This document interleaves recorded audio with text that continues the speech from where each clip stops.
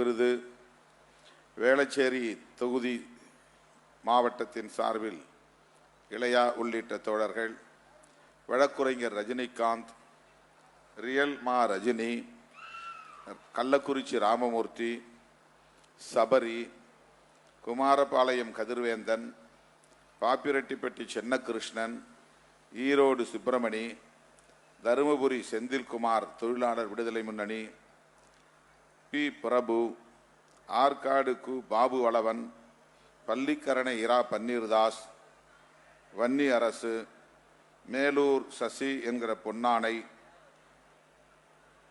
விழுப்புரம் இரா பெரியார் ஆகியோர் மார்க்ஸ் மாமணி விருதுக்காக கொடையளித்துள்ளனர். அவர்களுக்கு எனது நெஞ்சார்ந்த நன்றி.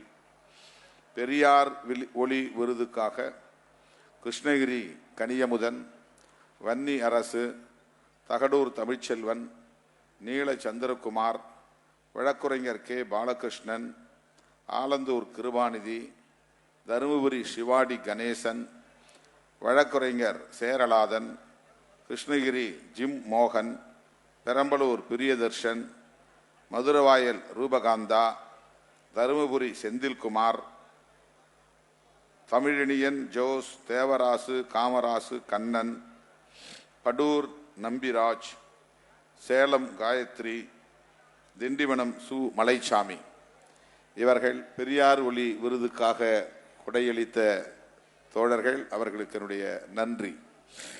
காமராஜர் கதிர் பெயரில் விருது வழங்கிய தோழர்கள் வந்தவாசி மு சங்கர், தருமபுரி குண்டு சக்தி, மாணிக்கம் கத்தார் மாணிக்கம், சேலம் ஆ வசந்த், பள்ளிக்கரணை இரா Panneerdas, bulk Pandi, Franklin Prakash, Ponnarasu, London Vinoth, Madurai DPI Muthu, Pudukkottai அரசு ஊழியர் ஐக்கிய பேரவையின் சார்பில் தாமோதரன், ஈரோடு சுப்பிரமணி, தருமபுரி செந்தில்குமார் தொழிலாளர் விடுதலை முன்னணி, வன்னி அரசு, அரசு ஊழியர் ஐக்கிய பேரவை, சாமுராய் குரு ஆகியோர் காமராஜரின் பெயரில் விருது வழங்க கொடையளித்த தோழர்கள். அவர்களுக்கு என்னுடைய நெஞ்சார்ந்த நன்றி.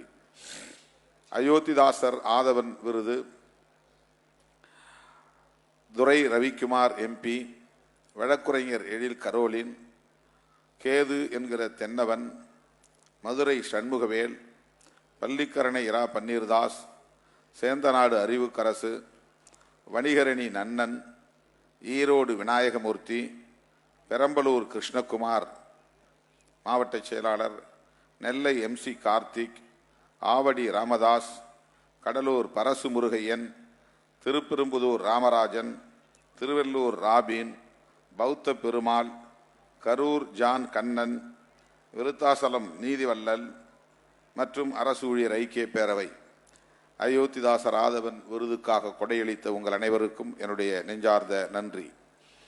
காயிதே மில்லத் பிறை விருதுக்காக அப்துல் ரஹ்மான், ஜே முபாரக், ஈரோடு சாதிக், மதுரை சாகுல் அமீத், சேலம் காஜா மொய்தீன், ஈரோடு ஜாஃபர், காஞ்சி ஹனீபா, தென்காசி ஆசிக், பள்ளிக்கரணை இரா பன்னீர்தாஸ், வன்னி அரசு, முத்து முகமது, அரூர் தொகுதி மாவட்ட செயலாளர் சாக்கன் ஷர்மா, தருமபுரி போமு நந்தன், பொறியாளர் அணியின் சார்பில் மோகன்தாஸ்.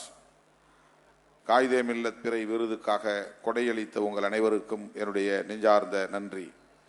செம்மொழி ஞாயிறு விருதுக்காக கொடையளித்த தோழர்கள் தோழர் ரவிக்குமார் MP, கடலூர் பா தாமரை செல்வன், நெல்லை MC கார்த்திக், ராமநாதபுரம் ராஜசேகரன், ராணிப்பேட்டை வழக்குரைஞர் ராமச்சந்திரன், திருச்சி வழக்குரைஞர் அருள், லால்குடி வழக்குரைஞர் கமல், காட்டுமன்னார்குடி ராஜ்மோகன், வேலூர் அஜித் செல்வராஜ், பழனி ரஞ்சித் குமார், அடையாறு அருண் பிரேம், பிச்சைமுத்து எக்ஸல் பிச்சைமுத்து, குவைத் விடுதலை சிறுத்தைகள், செஞ்சி சின்னப்பன், பொறியாளர் அணியின் சார்பில் மோகன்தாஸ். செம்மொழி ஞாயிறு விருதுக்காக நன்கொடை வழங்கிய தோழர்கள்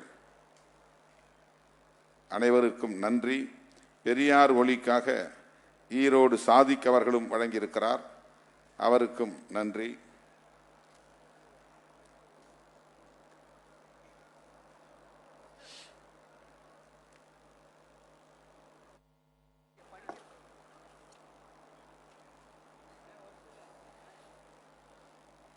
விருதுகளுக்காக கொடையளித்த புரவலர்கள் அனைவருக்கும் மீண்டும் ஒரு முறை என்னுடைய நெஞ்சார்ந்த நன்றியை உரித்தாக்குகிறேன்.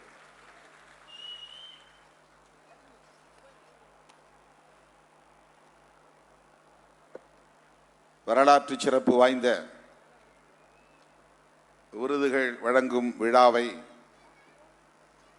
முன்னிலை வகித்து சிறப்பித்துக் கொண்டிருக்கிற கட்சியின் பொதுச் செயலாளர், மேனாள் சட்டமன்ற உறுப்பினர் தோழர் சிந்தனை செல்வன் அவர்களே, பொதுச் செயலாளர் நாடாளுமன்ற உறுப்பினர் தோழர் துரை ரவிக்குமார் அவர்களே, கட்சியின் பொருளாளர் மேனாள் சட்டமன்ற உறுப்பினர் எஸ் பாலாஜி அவர்களே, கட்சியின் முதன்மை செயலாளர் மேனாள் சட்டமன்ற உறுப்பினர் ஆலூர் ஷாநவாஸ் அவர்களே, காட்டுமன்னார் கோயில் சட்டமன்ற உறுப்பினர் எல்இ ஜோதிமணி அவர்களே, திரண்டிருக்கிற நம் அனைவரையும் வரவேற்று உரையாற்றி சிறப்பித்திருக்கிற கட்சியின் துணை பொதுச் செயலாளரும் தமிழ்நாடு அரசின் சமூக நீதித்துறை அமைச்சருமான தம்பி வன்னி அரசு அவர்களே, இந்த விழாவை தலைமை கழகத்தின் தலைமை இயக்கத்தின் சார்பில் முன்னின்று ஒருங்கிணைத்திருக்கிற மூத்த பொறுப்பாளர்கள், தலைமை நிலைய செயலாளர் இளம் சேக்குவேரா, தலைமை நிலைய செயலாளர் தகடூர் தமிழ்ச்செல்வன், செய்தி தொடர்பாளர் கூகா பாவலன் மற்றும் சென்னை மாவட்டத்தின் ஒருங்கிணைந்த மாவட்டத்தின் செயலாளர்கள் மின்னல் பாபு, சேத்துப்பட்டு இளங்கோ, பா வேலுமணி, வழக்குரைஞர் அப்புன், சேப்பாக்கம் வெங்கடேசன், வா முகிலன், மந்தவெளி அசோக், கரிகால் வளவன், சைதை ஜேக்கப், புதூர் தினகரன், வழக்குரைஞர் இளையா, சி சவுந்தர், ரியல் மா ரஜினி, ஆலந்தூர் கிருபாநிதி, கொளத்தூர் சுபாஷ், ஜான் அலெக்சாண்டர், சிவ பேரறிவாளன், நா உஷாராணி, புரசை அன்பு, இளங்கோவன், தேவ ஞான முதல்வன், இப்ராஹிம் ஆகிய தோழர்களே மற்றும் மண்டல பொறுப்பாளர்களே, தமிழ்நாடு முழுவதும் இருந்து வருகை தந்திருக்கிற மாவட்ட செயலாளர்கள் உள்ளிட்ட அனைத்து பொறுப்பாளர்களே, துணைநிலை அமைப்புகளின் மாநில பொறுப்பாளர்களே, மாவட்ட பொறுப்பாளர்களே, அழைக்கும் போதெல்லாம் ஓடோடி வந்து அனைத்து நிகழ்வுகளையும் வெற்றிகரமாக அரங்கேற்றி தருகிற என் உயிரின் உயிரான விடுதலை சிறுத்தைகளே, உங்கள் அனைவருக்கும் என்னுடைய பணிவார்ந்த வணக்கத்தை தெரிவித்துக் கொள்கிறேன். புரட்சியாளர் அம்பேத்கர் அவர்களின் பிறந்த நாளான ஏப்ரல் 14ஆம் நாள் இந்த விருதுகள் வழங்கும் விழாவை ஆண்டுதோறும் நாம் நடத்தி வருகிறோம். தவிர்க்க முடியாத காரணங்களால் சில ஆண்டுகளில் தேர்தல் போன்ற நெருக்கடிகள் வருகிற போது தள்ளி வைக்க நேர்ந்து விடுகிறது. அப்படித்தான் இந்த ஆண்டும் ஏப்ரல் மாதம் தீவிரமான தேர்தல் பரப்புரையில் நாம் இருந்தோம். எனவே ஜூன் 14ஆம் தேதி இதை நடத்துவதென்று முதலில் அறிவிப்பு செய்தோம். நம்முடைய பேராசிரியர் முனைவர் கு சொக்கலிங்கம் அவர்கள் அமெரிக்காவில் இருந்து வருவதற்கு உடனே இயலாது என்கிற நிலையில் நாம் ஜூலை மாதத்திற்கு இதை தள்ளி வைத்து இன்றைக்கு நடத்தி கொண்டிருக்கிறோம். தேர்தல் முடிவுகளுக்கு பிறகு நாம் நடத்துகிற ஒரு பெரிய நிகழ்வு இந்த விருதுகள் வழங்கும் விழா என்பதாகும். அரங்கம் நிறைந்து இந்த நிகழ்ச்சி நடைபெற்றுக் கொண்டிருக்கிறது என்று எல்லோரும் மகிழ்ச்சியோடு சொன்னார்கள்.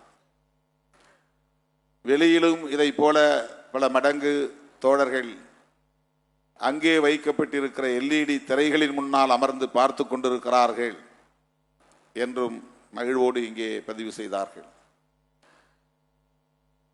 தேர்தல் முடிவுகள் எப்படி இருந்தாலும் விடுதலை சிறுத்தைகளின் எழுச்சி ஒரே மாதிரியாகத்தான் இருக்கும்.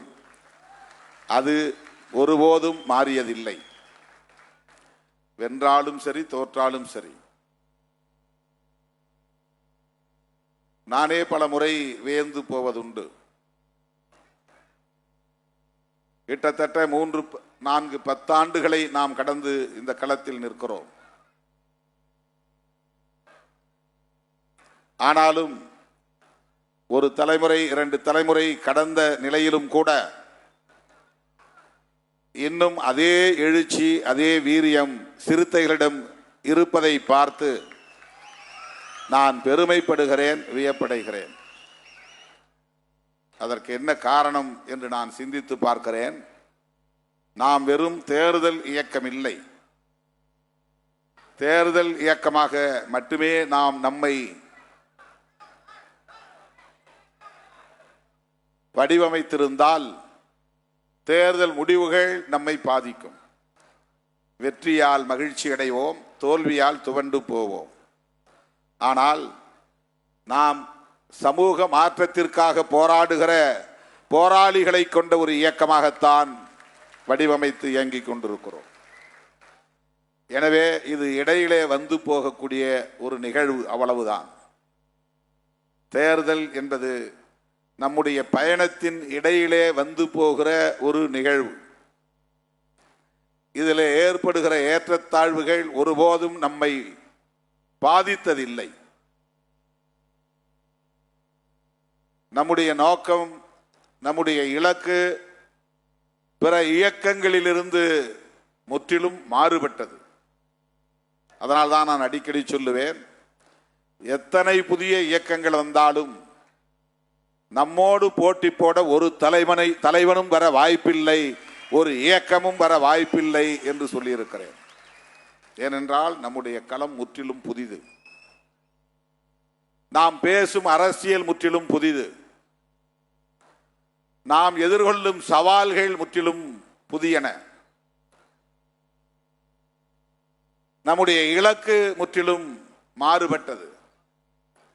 அதிலே நமக்கு ஒரு தெளிவு இருக்கிற வரையில் அதில் நாம் கொண்டிருக்கிற உறுதிப்பாடு ஒருபோதும் தளர்வடையாது. அதுதான் இந்த எழுச்சிக்கு முதன்மையான காரணம் என்று நான் உணர்கிறேன்.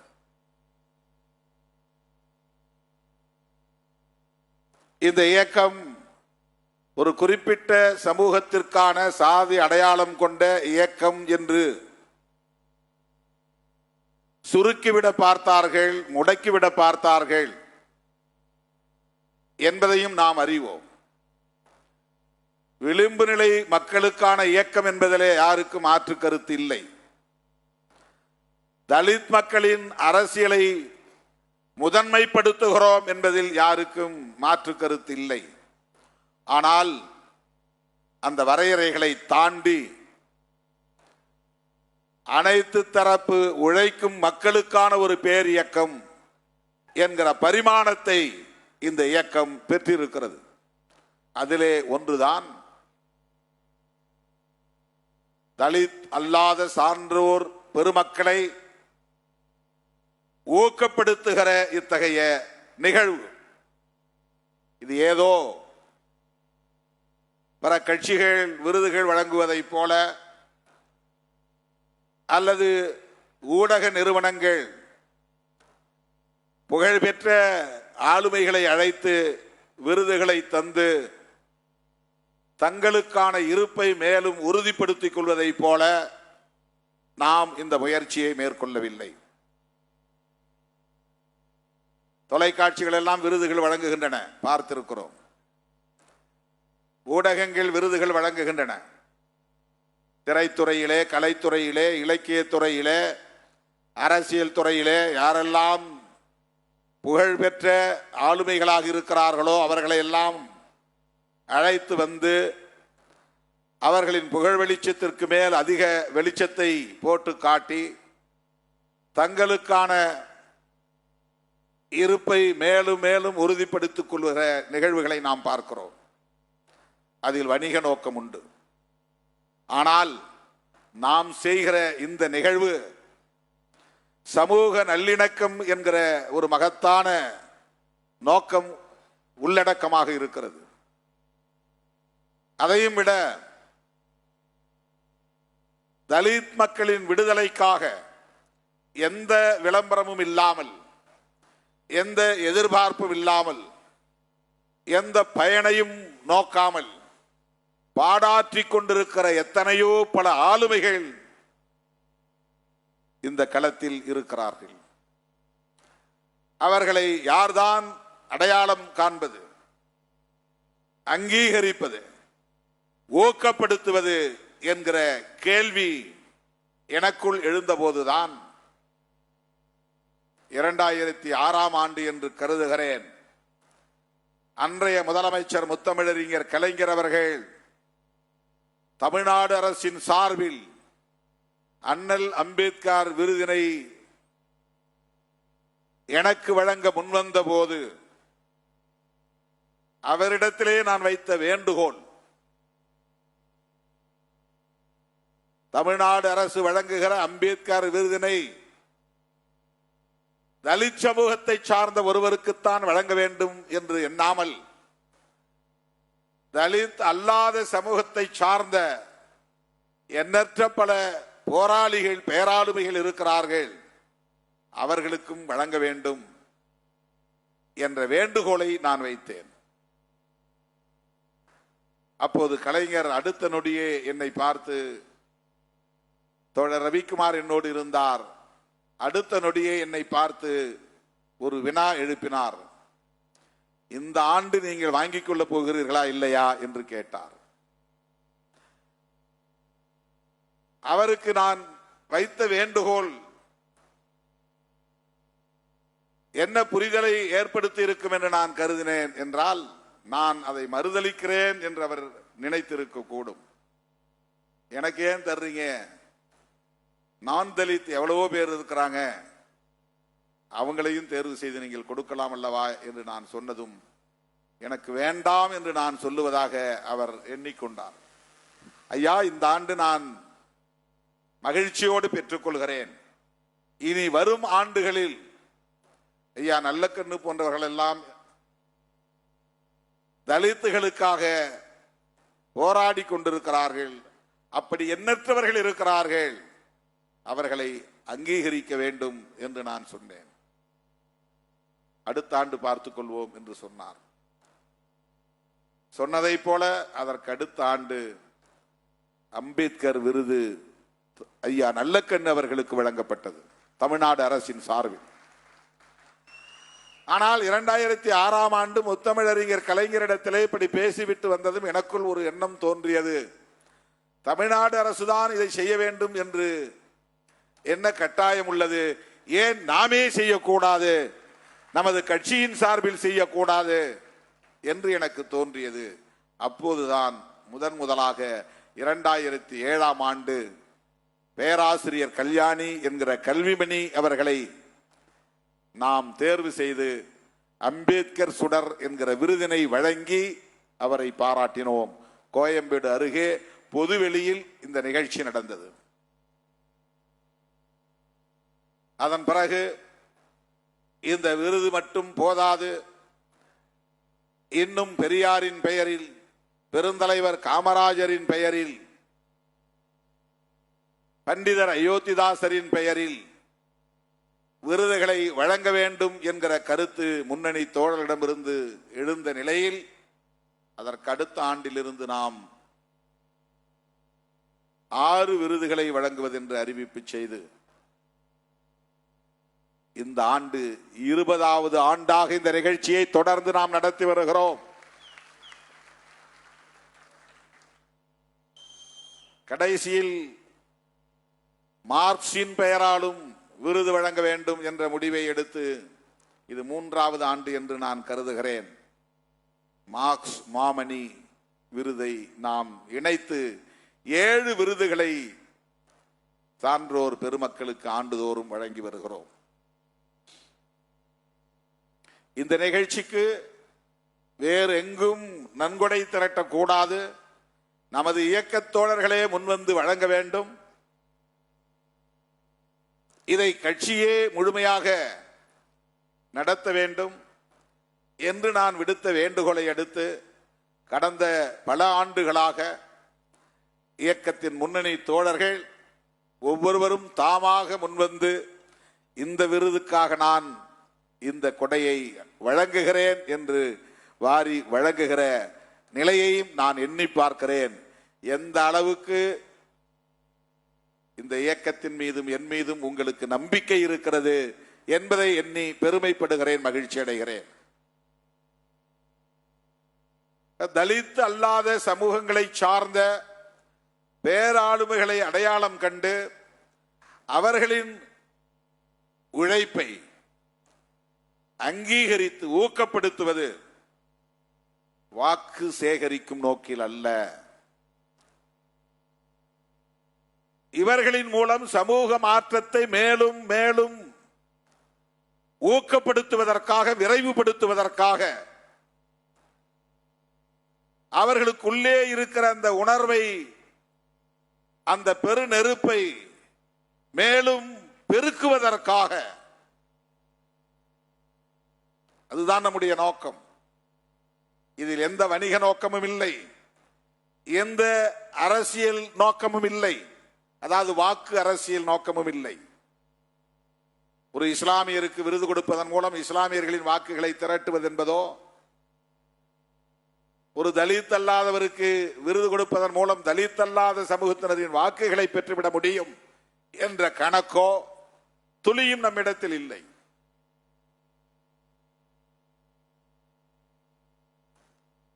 நாம் எல்லாம் பிறப்பதற்கு முன்பே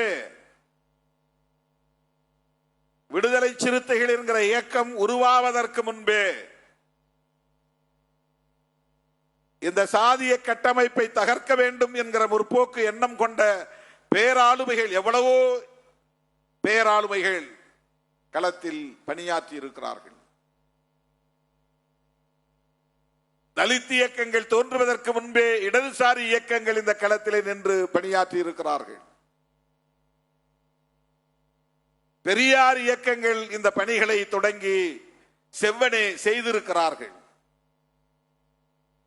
அவர்களெல்லாம் ஏற்படுத்திய தாக்கம்தான் இந்த சமூக கட்டமைப்பில் இந்த சிறிய அசைவுகள் ஏற்பட்டிருக்கின்றன, தளர்வுகள் ஏற்பட்டிருக்கின்றன, பிளெக்சிபிலிட்டி, தளர்வுகள் ஏற்பட்டிருக்கின்றன. சமகாலத்தில் அம்பேத்கர் இயக்கங்கள் அல்லது தலித் இயக்கங்கள் உருவாகாமல் இருந்த அந்த சமகாலத்தில் எத்தனை எத்தனை தலித் அல்லாத ஆளுமைகள் சாதிக்கு எதிராக, சாதிய கொடுமைகளுக்கு எதிராக போராடி இருக்கிறார்கள். சகோதரத்துவத்திற்காக, சமத்துவத்திற்காக போராடி இருக்கிறார்கள். இதையெல்லாம் நாம் சீர்தூக்கி பார்க்க வேண்டும், கவனத்திலே கொள்ள வேண்டும். நாம் வாழும் நம்முடைய காலத்தில், இந்த சமகாலத்தில் நம்மோடு தொடர்பில்லாமல், நம்முடைய உந்துதல் இல்லாமல், நம்முடைய தாக்கம் இல்லாமல், முற்போக்கு எண்ணங்களோடு, சமத்துவ நோக்கோடு களப்பணி ஆற்றிக் கொண்டிருப்பவர்கள் ஆயிரம் ஆயிரம் பேர் இருக்கிறார்கள். அவர்கள் எந்த தலித் இயக்கங்களோடும் தம்மை அடையாளப்படுத்திக் கொள்வதில்லை. ஆனாலும் புரட்சியாளர் அம்பேத்கர் விரும்பிய ஒரு தேசத்தை கட்டமைக்க போராடி கொண்டிருக்கிறார்கள். அண்ணன் ஹென்றி டிஃபேன் அவர்கள் சொன்னார், ஸ்டேன் சுவாமிகளை நினைவு கூர்ந்தார். அவருடைய நினைவு நாள் இன்றைக்கு. அவர் தலித் சமூகத்தை சார்ந்தவர் அல்ல. ஆனால் அவர் சந்தித்த நெருக்கடிகள், அவர் கண்ட களங்கள் நம்மால் விவரிக்க முடியாது. இடதுசாரி இயக்கங்களோடு அவருக்கு தொடர்பு இருந்தது என்று குற்றம் சாட்டி தள்ளாத வயதிலும் அந்த மூப்படைந்த நிலையிலும் கூட அவருக்கு இந்த இந்திய ஒன்றிய அரசு தந்த நெருக்கடி சொல்லி மாளாது. அப்படித்தான் அவர் தன் உயிரை ஈகம் செய்திருக்கிறார். இது போன்ற எத்தனையோ பல ஆளுமைகள் நம்மோடு எந்த தொடர்பும் இல்லாமல், எந்த எதிர்பார்ப்பும் இல்லாமல், எந்த உள்நோக்கமும் இல்லாமல் களப்பணியாற்றிக் கொண்டிருப்பவர்கள் ஏராளம். மனித உரிமைகளுக்காக போராடுகிற போராளிகள்.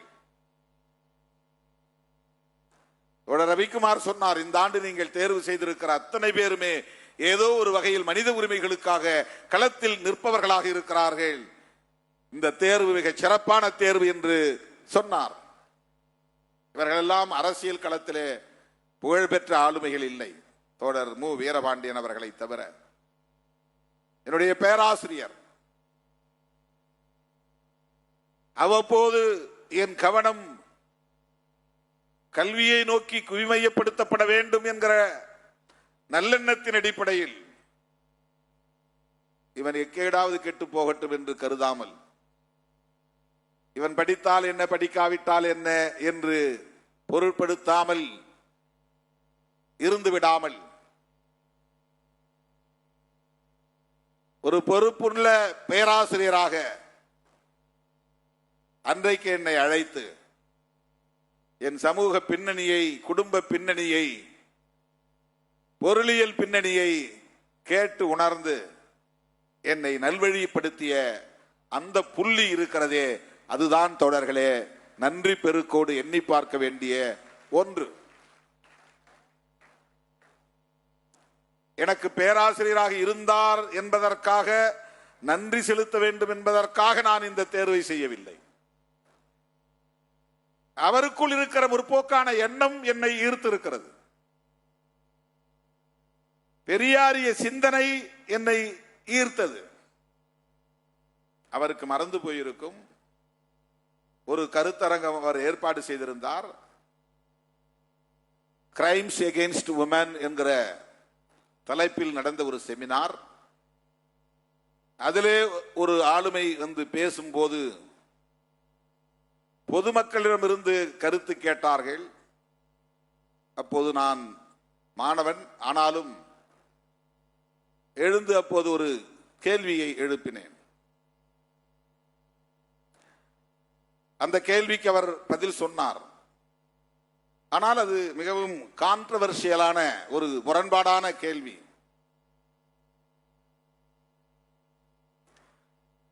திருடனாய் பார்த்து திருந்தாவிட்டால் திருட்டை ஒழிக்க முடியாது என்று பட்டுக்கோட்டை கல்யாண சுந்தரம் பாடியிருக்கிறார். சட்டம் போட்டு குற்றங்களை தடுத்து விட முடியுமா? அல்லது பட்டுக்கோட்டை கல்யாண சுந்தரம் அவர்கள் சொல்லுவதை போல குற்றம் செய்கிறவர்கள் திருந்த வேண்டுமா என்ற கேள்வியை நான் எழுப்பினேன். இது சாதாரணமான ஒரு கேள்விதான். அதற்கு அவர் பதில் சொன்னார். ஆனால் இந்த கேள்வியை நான் எழுப்பியதில் ஒரு நுட்பமான அரசியல் இருப்பதை உணர்ந்து என்னை அழைத்து பேசினார். இந்த பல்கலைக்கழக வளாகத்தின் பின்னணி உனக்கு தெரியாது, நீ மாணவனாய் இருந்து படித்து விட்டு போ. அரசியல் கலந்து பேசுவது நல்லதல்ல என்று சொன்னார். அதாவது பட்டுக்கோட்டை கல்யாண சுந்தரம் அவர்களை பற்றி நான் மேற்கோள் காட்டுகிற போது ஒரு கம்யூனிச இயக்கத்தை சார்ந்த பின்னணி அதிலே வெளிப்படுகிறது. அப்படிப்பட்ட பின்னணி உள்ள ஒரு மாணவன் என்பதனால் இவனுடைய கல்வி இங்கே பாதிக்கப்பட்டு விடக்கூடாது என்கிற கவலை அவருக்கு இருந்திருக்கிறது. இது அவருக்கு மறந்து போயிருக்கும். என்னை கூப்பிட்டு அப்போதே அறிவுரை சொன்னார். கேட்ட கேள்வி சரிதான், ஆனால் ஒரு மாணவனாக மட்டுமே இருந்து நீ படித்து உன் பெற்றோருக்கு நல்ல பிள்ளையாக நடந்து கொள். நீ எப்படியாவது படித்து பட்டம் பெற்று வேலைக்கு வந்து அந்த குடும்பத்தை காப்பாற்றுவாய் என்கிற கற்பனைகளோடு தானே உன்னுடைய தாயும் தந்தையும் ஊரிலே இருக்கிறார்கள். நீ இங்கே வந்து அரசியல் ஈடுபாடு கொண்டு கல்வியை கோட்டை விட்டு விட்டால் என்ன ஆகும் உங்கள் பெற்றோரின் எதிர்பார்ப்பு என்ற கேள்வியை எழுப்பினார். தனியே என்னை அழைத்து சில நிமிடங்கள் அவர் சொன்ன அறிவுரை, நமக்கு என்னதான் அரசியல் ஈடுபாடு இருந்தாலும் ஒரு மாணவனாய் இந்த பட்ட படிப்பை வெற்றிகரமாக முடிக்க வேண்டும் என்கிற உந்துதல் எனக்குள் வந்தது. அதன் பிறகு முறையாக வகுப்புக்கு சென்று முதலாம் ஆண்டு வைத்திருந்த அத்தனை அரியர்ஸ் பேப்பர்ஸ் 5 பேப்பர் அவளையும் சேர்த்து எழுதி மொத்தம் 10 பேப்பர் 2வது வருஷத்துக்குமான பேப்பர், அதில் 7 8 தேர்ச்சி பெற்றேன். பிறகு அரியர்ஸை அடுத்த தேர்வில் நான் எழுதி தேர்ச்சி பெற்றேன்.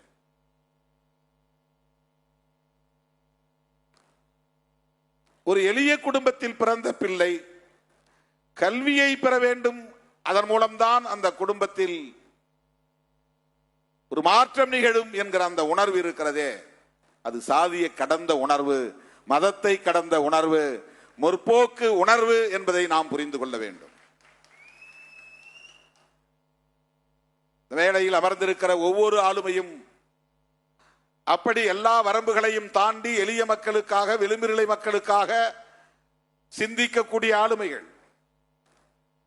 அண்ணன் ஹென்றி டிஃபேன் அவர்களை 1980 காலகட்டத்தில் மதுரையிலே நான் சந்தித்தேன். அமெரிக்கன் கல்லூரி வணிக வளாகத்தில் அவர் 2வது மாடி என்று கருதுகிறேன். அங்கே சட்ட அலுவலகம் போட்டிருந்தார், வழக்கறிஞர் அலுவலகம். அவரை சந்திப்பதற்காக என்னை அழைத்து சென்ற போதுதான் அவர் என்னிடத்திலே முதலாக அந்த சட்டத்தை பற்றி சொன்னார். என்ன சட்டம் என்றால் வன்கொடுமைகள் தடுப்பு சட்டம். 1989 ஆண்டு வந்திருக்கிற சட்டம், புதிதாக வந்திருக்கிறது. இந்த சட்டத்தை நடைமுறைப்படுத்தினாலேயே வன்கொடுமைகளை தடுக்க முடியும். ஏதோ ஒரு சாதி வன்முறையை பற்றி பேசுவதற்காக நான் அவரை பார்க்க போனேன். அன்று நாள் முதல் இன்றைய நாள் வரையில் அவர் முன்னெடுக்கிற அத்தனை மனித உரிமைக்கான போராட்டங்களிலும் தவறாமல் என்னை அழைத்துக் கொண்டிருக்கிறார். நானும் பங்கேற்று வருகிறேன். இதுதான் நம்மை இணைக்கிறது. வேறு எந்த வாக்கு அரசியல் நோக்கமும் இல்லை. அவருடைய மேடைகளில் நான் பேசும்போது சொல்லுவது உண்டு, காவல்துறையினரால், சிறைத்துறையினரால், அதிகார வர்க்கத்தினரால் செய்யப்படும் ஒடுக்குமுறைகள் மட்டும் மனித உரிமை மீறல்கள் இல்லை. சாதியின் பெயரால் உழைக்கிற மக்களே இன்னொரு உழைக்கும் சமூகத்தினரை செருப்பு போட்டு போகாதே, சைக்கிள் ஓட்டாதே என்று ஒடுக்குவதும் மனித உரிமை மீறல் தான், சாதிய வன்கொடுமைகளும் மனித உரிமை மீறல் தான் என்று அவர் ஏற்பாடு செய்த மேடைகளில் நான் முழங்கி இருக்கிறேன். அதாவது அரசு நிர்வாகத்தின் மூலம் மனித உரிமை மீறல்கள் நிகழ்கின்றன என்பதில் மட்டும் கவனம் செலுத்தினால் போதாது. சாதியின் பெயரால் நிகழ்கிற ஒடுக்குமுறை ஒவ்வொன்றும் மனித உரிமை மீறல் தான். எனவே சாதிய ஒடுக்குமுறைகளையும் சேர்ந்து எதிர்க்க வேண்டும் என்கிற கருத்தை அவருடைய மேடைகளில் நான் பதிவு செய்திருக்கிறேன். இப்படி நாங்கள் 3 பத்தாண்டுகளாக இந்த களத்தில் கைகோர்த்து நிற்கிறோம். பாலபிரஜாபதி அடிகளார் அவர்கள் அன்பு தேசம் என்கிற ஒரு இயக்கத்தை தொடங்கிய போது என்னை அழைத்தார்.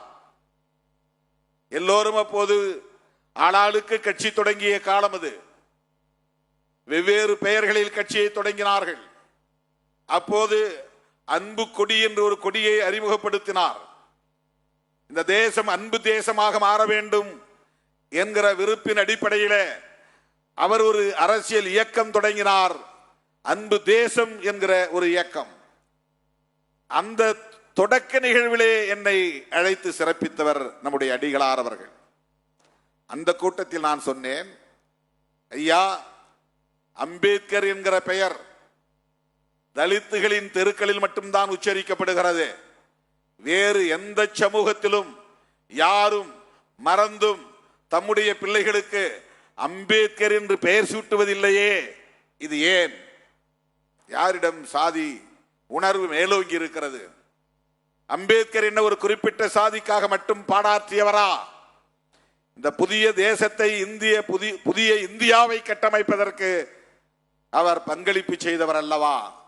அவருடைய பெயரை தம் பிள்ளைகளுக்கு சூட்டுவதற்கே இங்கு தயக்கம் இருக்கிறது. அதை அருவருப்பாக பார்க்கிற உளவியல் இருக்கிறது. ஆனால் தலித்துகளின் தெருக்களில் பாருங்கள், காமராஜர் என்ற பெயர் இருக்கும், பிள்ளைகள் இருப்பார்கள். ஒரு தெருவுக்கு 2 பேராவது காமராஜ் இருப்பார்கள். இந்த தெருவுக்குள்ளே வந்து பாருங்கள், எத்தனையோ பெண் பிள்ளைகளுக்கு இந்திரா காந்தி என்று பெயர் இருக்கும், ஜெயலலிதா என்று பெயர் இருக்கும், கருணாநிதி என்று பெயர் இருக்கும், பக்தவச்சலம் என்று பெயர் இருக்கும். தலித்துகள் ஒருபோதும் சாதி அடிப்படையில் சிந்திப்பதில்லை.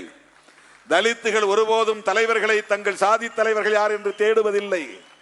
தலித்துகள் பொதுவாக அனைத்தையும் பார்க்கிற பரந்த பார்வை உள்ளவர்கள்.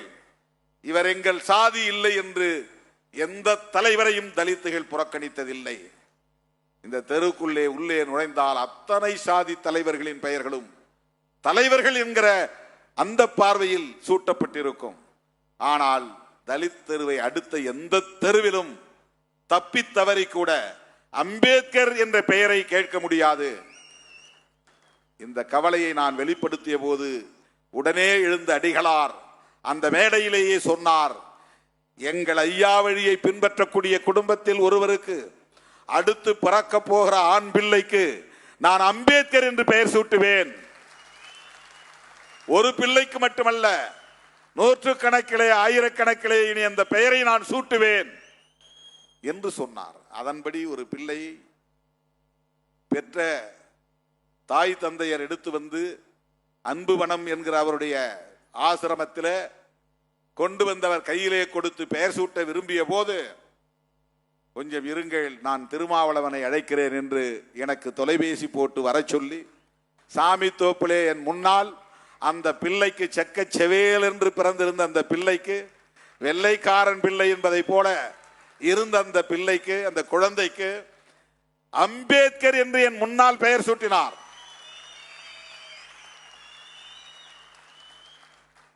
எந்த துறவிக்கு அல்லது குருமகா சன்னிதானங்களுக்கு இந்த துணிச்சல் வரும்?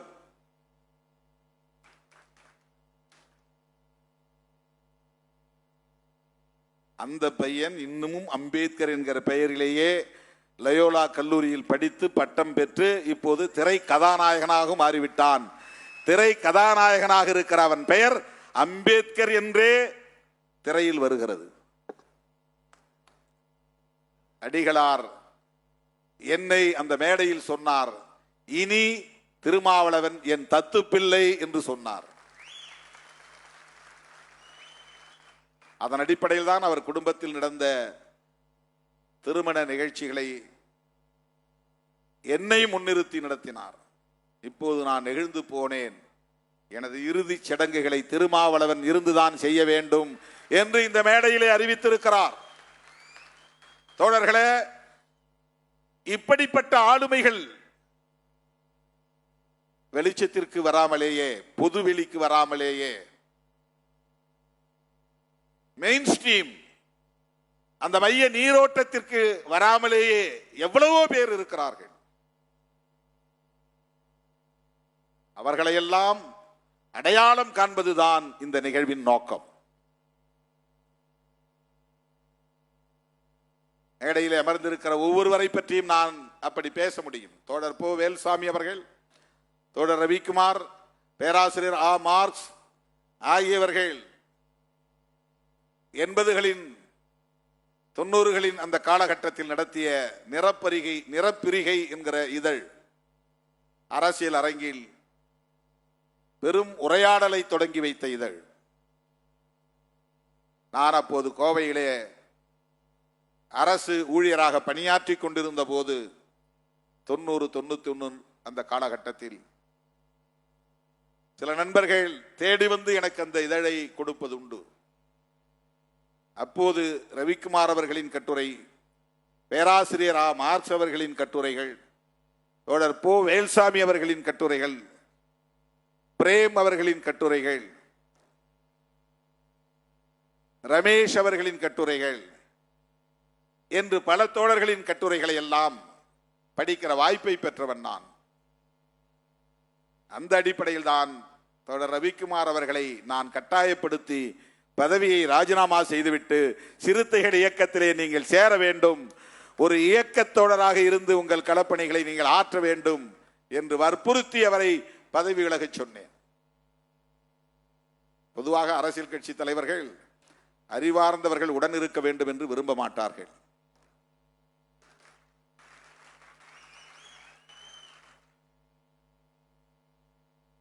இது பொதுவான வரையறை.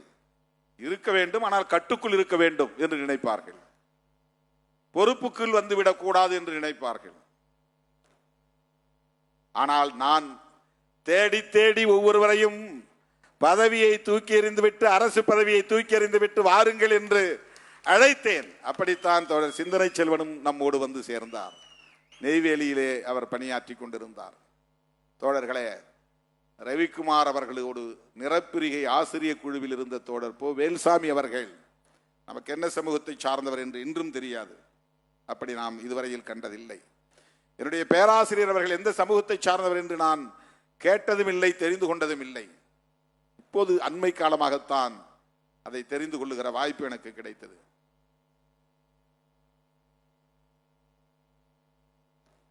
ஆக வேல்சாமி அவர்கள்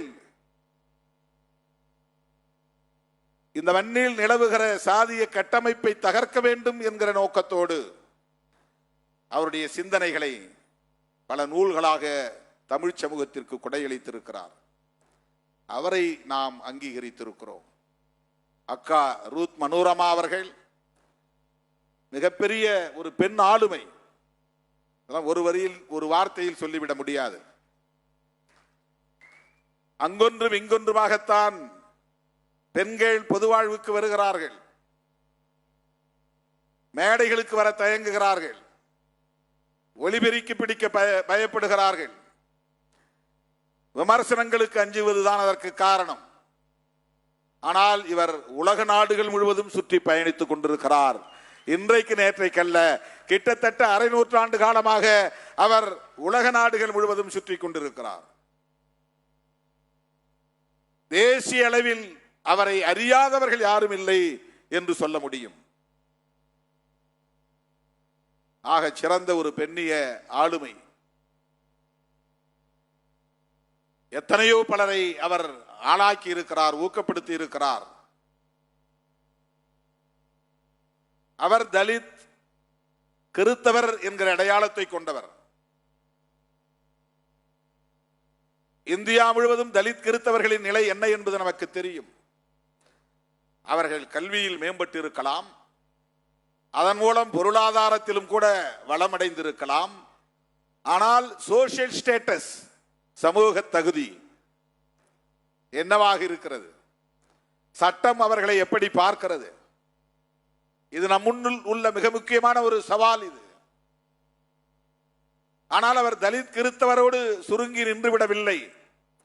அதை தாண்டி பெண்ணியம் இங்கே வெல்ல வேண்டும், எல்லா இயக்கங்களிலும் பெண்கள் பங்கேற்க வேண்டும், அனைத்து ஆட்சி நிர்வாக கட்டமைப்புகளிலும் பெண்கள் 1/3 இடம்பெறக்கூடிய வகையிலே இடஒதுக்கீட்டு உரிமை வேண்டும் என்று குரல் எழுப்பிக் கொண்டிருக்கிறார். நான் இந்த முறை அவரை தொலைத்தொடர்பிலே இந்த தகவலை சொன்னதும் அவருக்கு அதை நம்ப முடியவில்லை. என்ன சொல்லுகிறீர்கள் என்று கேட்டார். ஆமாம் என்று சொன்னேன். மிகுந்த மகிழ்ச்சியோடு இன்றைக்கு வந்து நம்மை சிறப்பித்திருக்கிறார், பெருமைப்படுத்தியிருக்கிறார். அவரை போன்ற ஆளுமைகள் நம்முடைய இயக்கத்திலும் வளர வேண்டும்.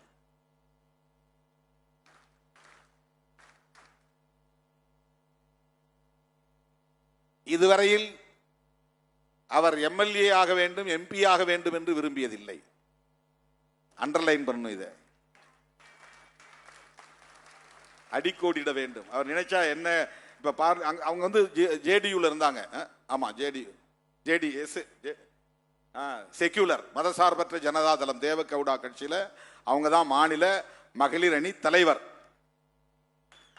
தேவகவுடா அவர்களை எப்ப வேண்டுமானாலும் போய் பார்க்கிற அளவுக்கு அறிமுகம் உள்ளவர், நன்கு பழக்கமானவர். அந்த கட்சி இன்றைக்கு கர்நாடகாவிலே தவிர்க்க முடியாத ஒரு சக்தி. அது ஆனால் மக்களை அமைப்பாக்க வேண்டும், பெண்களை அரசியல்படுத்த வேண்டும், உலகம் முழுவதும் அவர்களை அழைத்துக் கொண்டு போய் வெவ்வேறு தளங்களில் அவர்களை அறிமுகப்படுத்த வேண்டும். இதுதான் அவருடைய முதன்மையான நோக்கம். அரசியல் கற்றுக்கொள்வது. அண்ணா ஹென்றி டிஃபேன் சொன்னார் பாருங்க, நீங்க ஒரு குளோபல் பர்ஸ்பெக்டிவ் உங்களுக்கு வேணும், நீங்க இன்னும் வெளியே வரணும், உலகளாவிய அவைகளில் நீங்கள் அங்கம் பெற வேண்டும். கர்நாடகாவில் ஒரு தலித் பெண் அந்த வாய்ப்பை இன்றைக்கு பெற்றிருக்கிறார். அதை விட பெரிய பெரிய அவைகளிலெல்லாம் நீங்கள் இடம்பெற வேண்டும் என்று அவர் சொன்னார். அது வெறும் பதவிக்கானதல்ல, இந்த ரெப்ரசன்டேஷன், பிரதிநிதித்துவம். இந்த குரல் அங்கே ஒலிக்க வேண்டும். சர்வதேச அளவிலான தாக்கத்தை ஏற்படுத்துவதற்கு உங்களுடைய பங்களிப்பும் தேவைப்படுகிறது என்றுதான் அதற்கு பொருள். நிறைய கற்றுக்கொள்ள வேண்டும் என்கிற அந்த முனைப்பு நம்மிடத்தில் இருக்க வேண்டும். தேசியவாதம் என்றால் என்ன கற்றுக்கொள்ள வேண்டும். பெண்ணியம் என்றால் என்ன, எதை ஃபெமினிசம் சொல்றோம், அதிலே நமக்கு ஒரு தெளிவு தேவை, ஒரு பார்வை தேவை.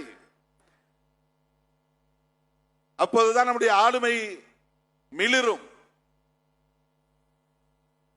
சிக்கலான இடங்களில் நம்மால் வாதிட முடியும், குழப்புகளிடமிருந்து மக்களை காப்பாற்ற முடியும், திரிபுவாத சக்திகளை எதிர்கொள்ள முடியும். ஆகவே ஒரு இயக்கம் என்பது அரசியல் கற்றுக்கொள்வதற்கான களம், அதை முதலில் புரிந்து கொள்ள வேண்டும். ஆளுமையை பெருக்கிக் கொள்வதற்கான ஒரு களம், அதை புரிந்து கொள்ள வேண்டும். ஒரு கூட்டணியிலே நமக்கு 5 அல்லது 6 இடங்கள் கிடைக்கின்றன என்றால் அந்த 5 அல்லது 6 இடங்களுக்குள் எப்படி நாம் போட்டி போட்டு அதை பெற வேண்டும் என்கிற முனைப்பு தேவைதான். ஆனால் இந்த இயக்கம் ஏன் 234 தொகுதிகளிலும் போட்டியிட முடியவில்லை என்பதை எப்போது நாம் விவாதித்திருக்கிறோம். 234 பேருக்கு வாய்ப்பு தரக்கூடிய வலிமையை ஏன் திருமாவளவன் என்கிற தலைமைக்கு நாம் இன்னும் வழங்கவில்லை என்று எப்போது நாம் விவாதித்திருக்கிறோம். ஏதோ ஒரு கூட்டணியில் சேரட்டும், அதற்கான அரசியலை பற்றி எனக்கு கவலை இல்லை. அது சரியா தவறா, அது சரியா தவறா என்பதை பற்றி எனக்கு கவலை இல்லை. எடுத்த நிலைப்பாடு சரியா தவறா என்பதை பற்றி கவலை இல்லை. ஏன் நமக்கு 6, 8 தான் கிடைக்கிறது, அதை ஏன் 10ஆக 15ஆக 20ஆக உயர்த்த முடியவில்லை? யார் அங்கே போய் பேச்சுவார்த்தை நடத்துவது? பேச்சுவார்த்தையில் பங்கேற்பவர்கள் யார்? ஏன் விடுதலை சிறுத்தைகள் கட்சிக்கு 25 இடங்களை பெற முடியவில்லை, 20 இடங்களை பெற முடியவில்லை, 10 இடங்களை பெற முடியவில்லை என்ற விவாதம் நமக்குள்ளே நடந்திருக்கிறதா?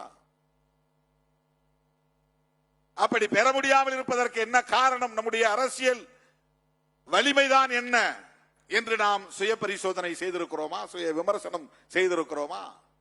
அதை பற்றி கவலை இல்லை.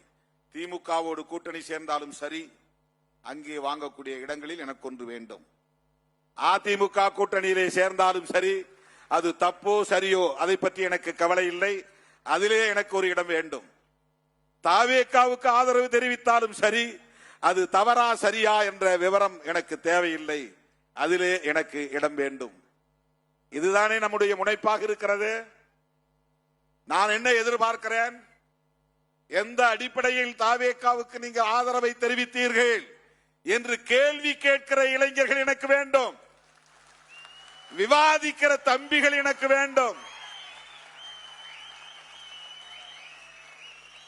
திமுக கூட்டணியை விட்டு வெளியே வரக்கூடிய அளவுக்கான நெருக்கடி எங்கே வந்தது, எப்போது வந்தது, அதை ஏன் இன்னும் அதிகாரபூர்வமாக நீங்கள் அறிவிக்கவில்லை என்று கேட்கிறவன் எனக்கு வேண்டும். அந்த அரசியல் புரிதல் நமக்கு தேவை, அந்த அரசியல் புரிதல் நமக்கு தேவை. அந்த விவாதம் நடைபெற வேண்டும். அதிமுக கூவி கூவி அழைத்தது என்று சொல்கிறீர்களே, அப்படி என்றால் ஏன் அதிமுகவோடு நீங்கள் கூட்டணி வைக்கவில்லை என்ற கேள்வியை எழுப்புகிற தம்பிகள் நமக்கு வேண்டும். அதுதான் ஆளுமை, அதுதான் தலைமைத்துவம். உங்களுக்கு வாய்ப்பு கிடைச்சதுல ஏன் போகல? எத்தனை பேர் கேட்டீர்கள்? பாஜகவிலே அமைச்சராக முடியும் என்கிற வாய்ப்பு இருக்கிற போது அதை ஏன் தவிர்க்கிறீர்கள்? எத்தனை பேர் கேட்டீர்கள்? நான் சொல்லுகிற விளக்கம் மட்டுமே போதுமா? ஒருவேளை நான் போய் சேர்ந்தால் அதுவும் சரி என்பீர்களா? அமைச்சர் ஆனால் அதையும் கொண்டாடுவீர்களா? எப்படியாவது இங்கேயும் எங்களுக்கு ஒரு வாய்ப்பு தாருங்கள் என்று தான் கேட்பீர்களா? பாஜகவில் அமைச்சரானாலும் சரி, பாஜகவில் எங்களுக்கு ஒரு பதவி வாங்கி தாருங்கள் என்று கேட்பவர்கள் தான் என்னோடு இருக்கிறார்கள் என்றால் என் 35 ஆண்டு கால உழைப்பு வீணாகிவிட்டது என்று பொருள்.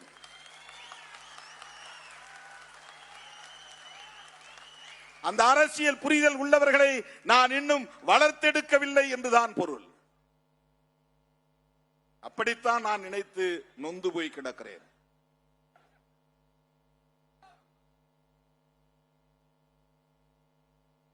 கட்சி நடத்தி பார்த்தால் தான் தெரியும்.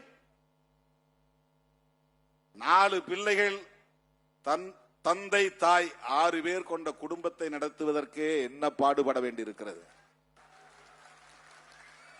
புருஷன் பேச்ச பெண்டாட்டி கேட்கறதில்ல, பொண்டாட்டி பேச்ச புருஷன் கேட்கறதில்ல, பெற்ற பிள்ளைகளே பெற்றோரின் பேச்சை கேட்பதில்லை, பிள்ளைகளின் விருப்பப்படி பெற்றோர் நடப்பதில்லை.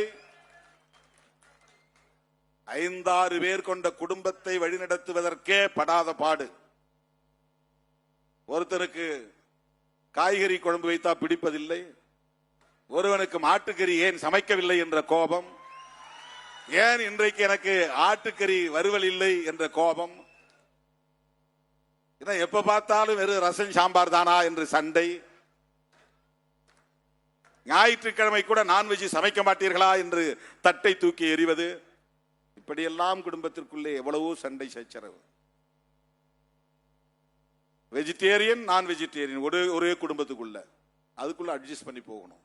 எவ்வளவு பிரச்சனை ஒரு குடும்பத்தை வழிநடத்துவதற்கு. லட்சக்கணக்கானவர்களை, லட்சக்கணக்கான சிந்தனை போக்குள்ளவர்களை ஒரு இயக்கத்திற்குள்ளே கொண்டு வந்து அவர்களை அமைப்பாக்கி அரசியல் படுத்தி பல 10 ஆண்டுகள் தாக்கு பிடித்து வழிநடத்துவது என்றால் சாதாரணமான விஷயம் அது.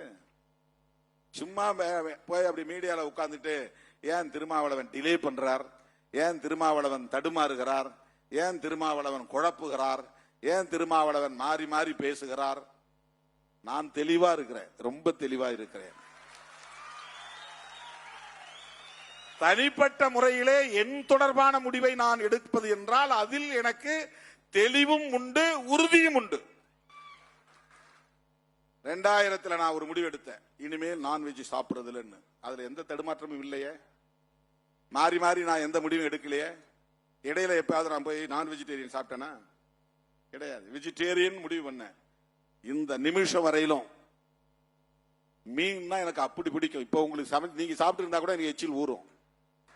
மீன் அப்படி நான் மீன் என்ன ஆற்றங்கரையில் பிறந்து வளர்ந்தவன் நான். தினந்தோறும் எங்க அம்மா சேலையை போட்டு மீன் பிடிச்சிட்டு வந்து கெண்ட குஞ்சியாவது பிடிச்சிட்டு வந்து குழம்பு வச்சு கொடுப்பாங்க. எங்க அப்பா தினந்தோறும் காட்டு வேலையை முடிச்சிட்டு தூண்டில் போட்டு மீன் பிடிச்சிட்டு வருவார். அப்படி மீன் குழம்பு இல்லாத நாளே கிடையாது. எங்க வீட்டை தாண்டி போறவங்களாம் சொல்லுவாங்க, இது என்ன செம்படவன் வீடான்னு கேட்பாங்க. செம்படவர்னா மீன் பிடிக்கிறவங்க தெரியும் இல்லையா? அவங்க வீட்டுல எப்போதும் மீன் காஞ்சிக்கிட்டு இருக்கும். குழம்பு வச்ச மீன் போக மிச்சம் மீன் காயும்.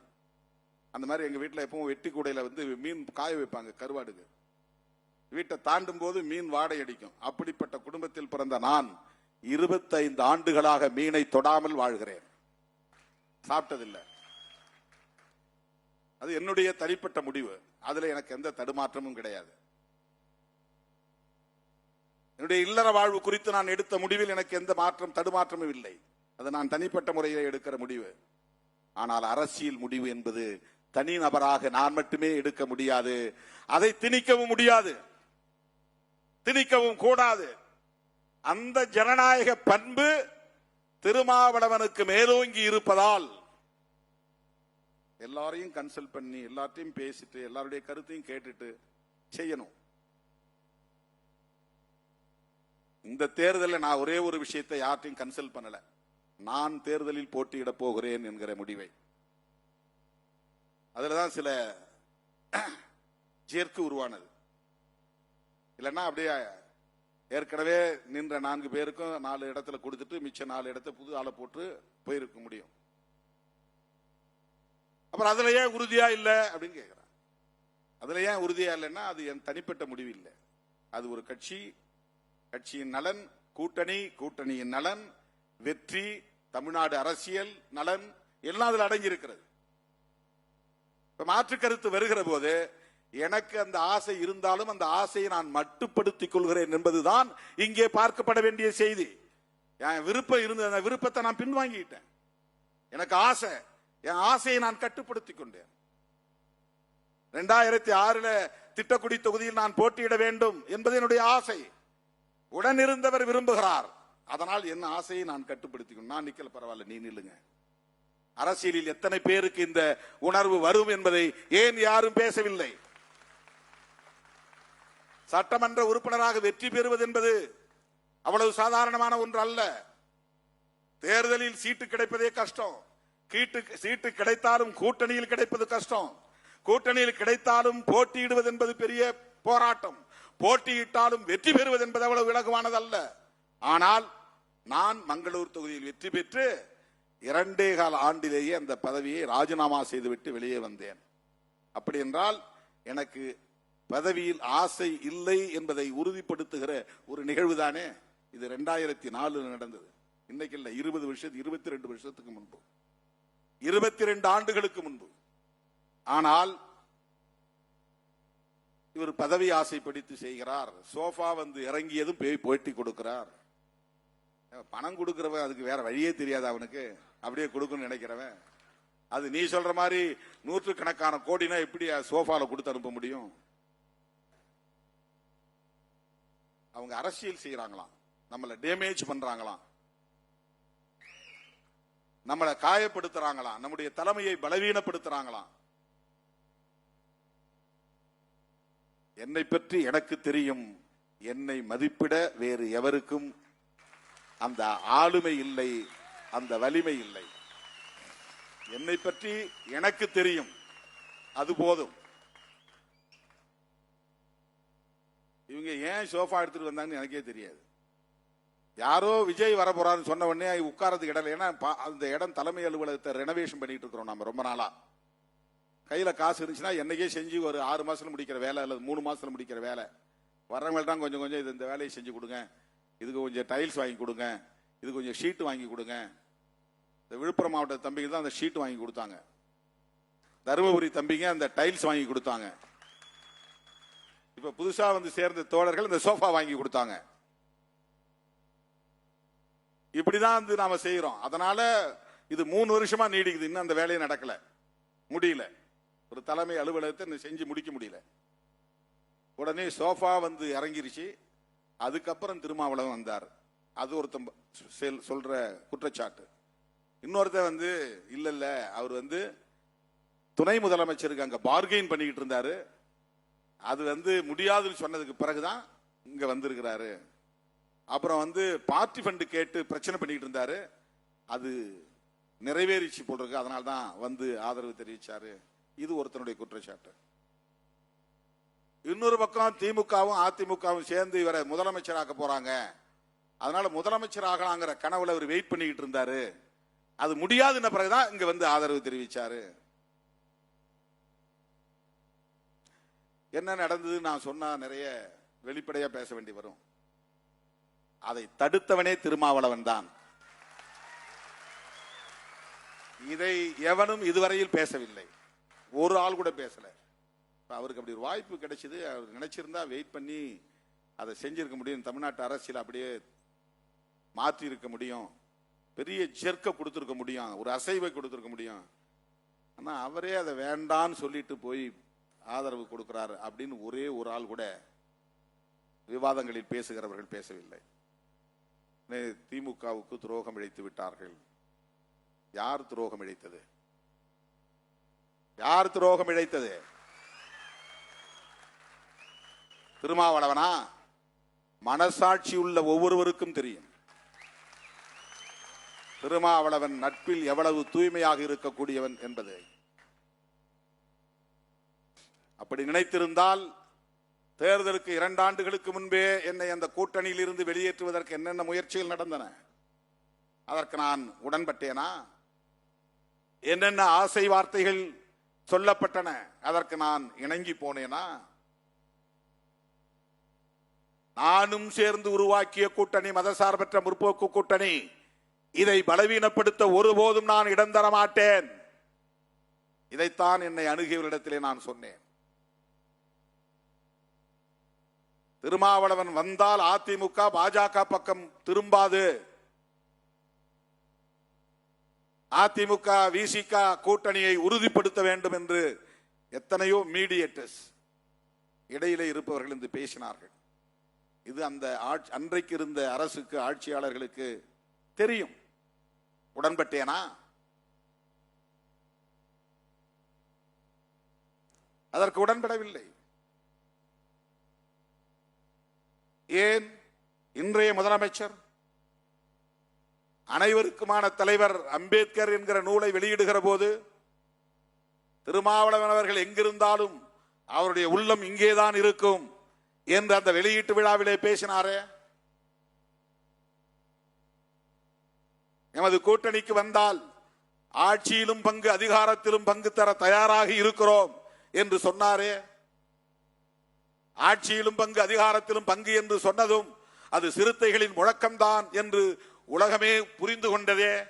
அது திருமாவளவனுக்கான அழைப்பு தான் என்று அரசியல் அரங்கில் இருந்த அத்தனை பேரும் புரிந்து கொண்டார்களே.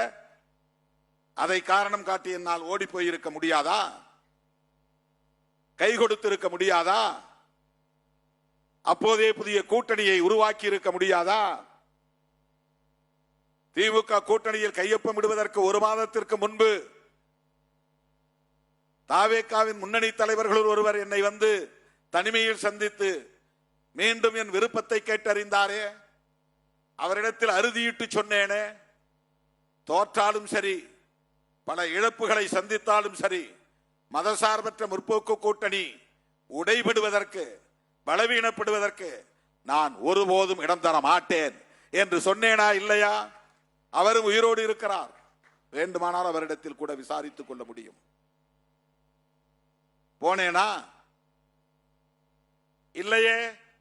எனக்கென்று ஒரு பிரின்சிபிள், எனக்கென்று ஒரு கொள்கை இருக்கிறது, எனக்கென்று ஒரு அரசியல் நேர்மை இருக்கிறது. வெறும் பதவிக்காக, பரிசுக்காக, பொருளுக்காக, புகழுக்காக நிலைப்பாட்டை அடிக்கடி மாற்றிக் கொள்கிறவன் இல்லை என்பதை அவ்வப்போது காலத்தால் நான் உறுதிப்படுத்தி இருக்கிறேன். யார் இதை பற்றி பேசினார்கள்? பார்கெயின் செய்தேன், பேரம் பேசினேன், படியவில்லை என்றும், வாய்ப்பு நிறைவேறவில்லை, அதனால் இன்றைக்கு தாவேகாவுக்கு ஆதரவு என்றும் பலரும் இன்றும் பேசிக் கொண்டிருக்கிறார்கள். திராவிட முன்னேற்ற கழக தலைமையிலான மதசார்பற்ற முற்போக்கு கூட்டணிக்கு விடுதலை சிறுத்தைகள் கட்சி எந்த வகையிலே துரோகம் இழைத்தது? யாராவது சொல்ல முடியுமா? ஆதாரம் காட்ட முடியுமா? வெளிப்படையாக விவாதிக்க முடியுமா? தாவேகாவுக்கு ஆதரவு தெரிவிக்கிற கடைசி நொடி வரையில் திமுக தலைமைக்கு தகவல் கொடுத்தேன். நாங்கள் இப்படித்தான் முடிவெடுக்க போகிறோம், இப்படித்தான் நிலைப்பாடு எடுக்க போகிறோம், இதுதான் காரணம். வெளிப்படையாக பேசினோமா இல்லையா? ஒப்புதல் பெற்றோமா இல்லையா? அந்த தோழமையை பாராட்டினோமா இல்லையா? அந்த நட்புறவை சிதைக்க கூடாது என்பதில் உறுதியாக இருந்தோமா இல்லையா?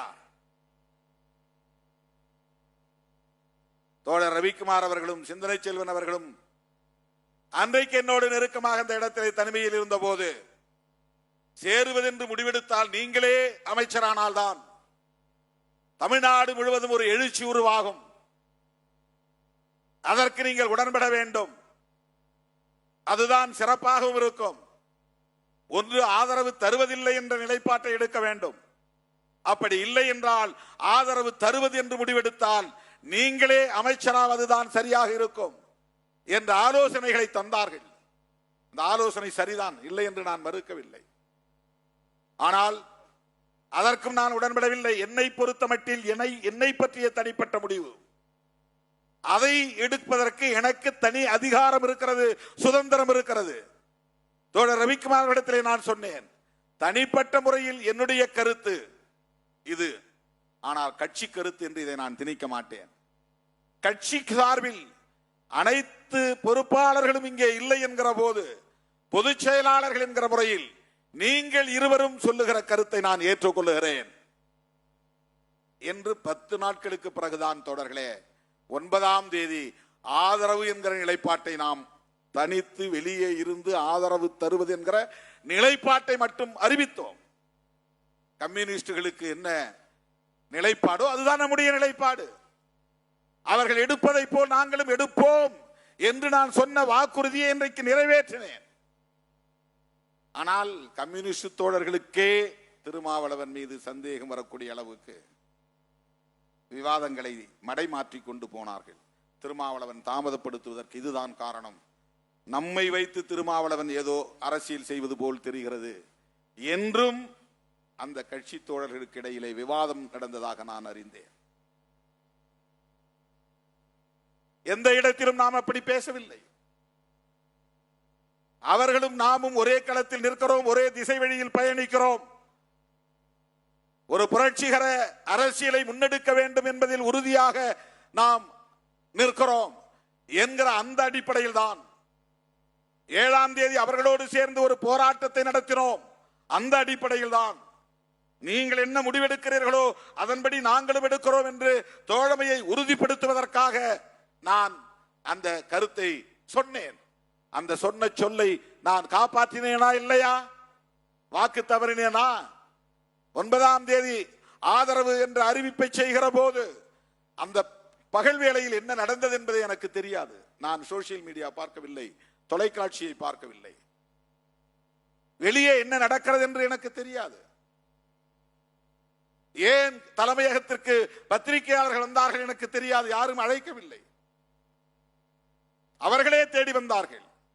தோழர்களே, 9ஆம் தேதிக்கு பிறகு 21ஆம் தேதி தான் அமைச்சரவையில் தேர்வது என்று நாம் முடிவெடுத்தோம். அமைச்சரவையில் சேர்ந்தது அவ்வளவு பெரிய குற்றமா? பெரியார் வெளிவந்தவர்கள் பெருமைப்பட்டு இருக்க வேண்டாமா? தலித் மக்களுக்காக போராடுகிற ஒரு இயக்கம் முதல் முறையாக அமைச்சரவையிலே இடம்பெறுவதை நாங்கள் வரவேற்கிறோம், பாராட்டுகிறோம் என்றல்லவா பெரியார் பாசறையில் இருந்து உருவான இயக்கங்கள் தலைவர்கள் அதில் உடன்பாடு இல்லை என்றாலும் கூட பாராட்டி இருக்க வேண்டும்.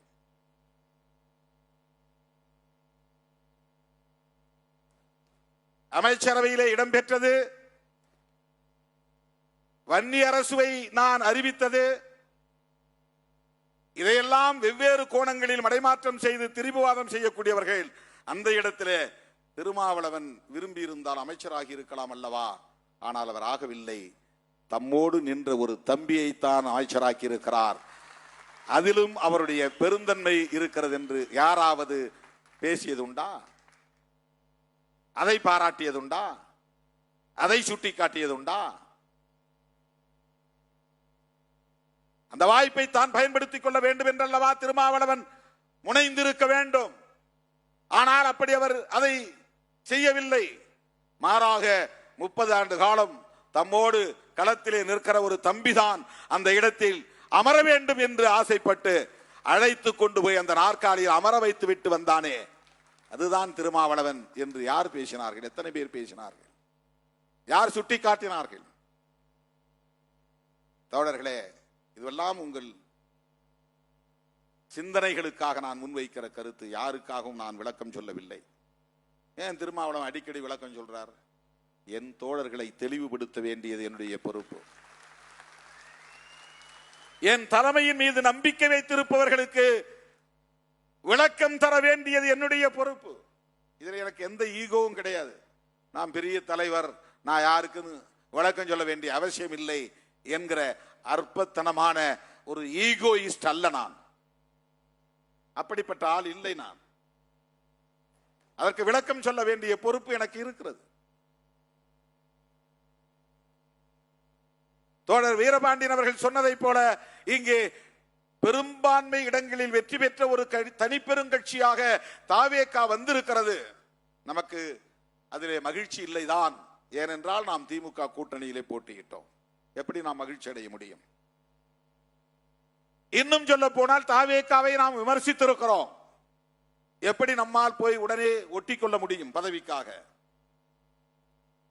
எப்படி கட்டி புரண்டு உருள முடியும்? பதவிக்காக. RSS பெற்ற பிள்ளைகள் என்று நான் விமர்சித்து விட்டு, இல்லை இல்லை உங்களுக்கு நாங்கள் ஆதரவு தருகிறோம், எனக்கு துணை முதலமைச்சர் பதவி தாருங்கள் என்றா நாங்கள் பேசினோம், கெஞ்சினோம், வாதாடினோம், அதற்காக காத்திருந்தோம். இல்லை, நாங்கள் அப்படி பேசியது எங்களுக்கு இருந்த சந்தேகம். நேருக்கு நேர் அந்நிய அரசை அமைச்சர் நாற்காலியிலே அமர வைத்த பிறகு நானும் தோழர் ரவிக்குமார் அவர்களும் சிந்தனை செல்வன் அவர்களும் 3 பேரும் அமர்ந்து முதலமைச்சரோடு பேசிக் கொண்டிருந்த போது நான் சொன்னேன், எனக்கு உங்கள் மீது தேர்தலுக்கு முன்பு இருந்த சந்தேகம் இது. ஆனால் நீங்கள் எடுத்திருக்கிற இந்த முடிவு எங்களை வியப்புக்குள் ஆழ்த்தி இருக்கிறது.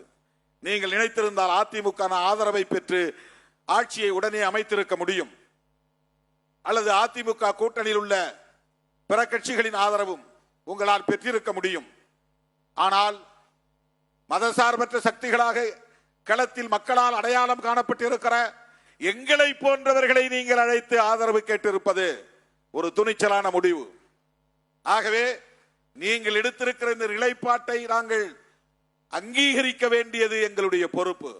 மதசார்பின்மையில் உங்களுக்கு ஒரு நம்பிக்கை இருப்பது எங்களுக்கு வெளிப்பட்டு இருக்கிறது.